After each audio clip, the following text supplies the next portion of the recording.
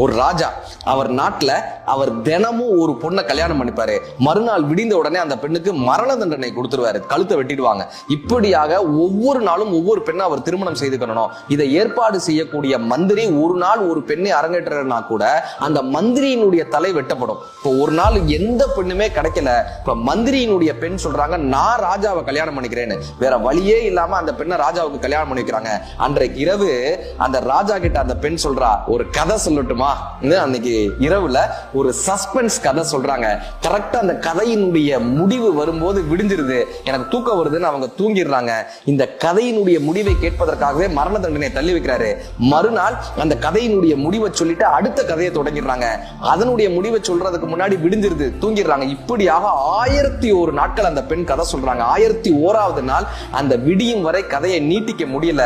அவங்க கதையை சொல்லி முடிச்சுட்டு என்னைய நாளைக்கு நீங்க கொன்றுவீங்கன்னு கேட்கும் போது அந்த ராஜா சொன்னார்,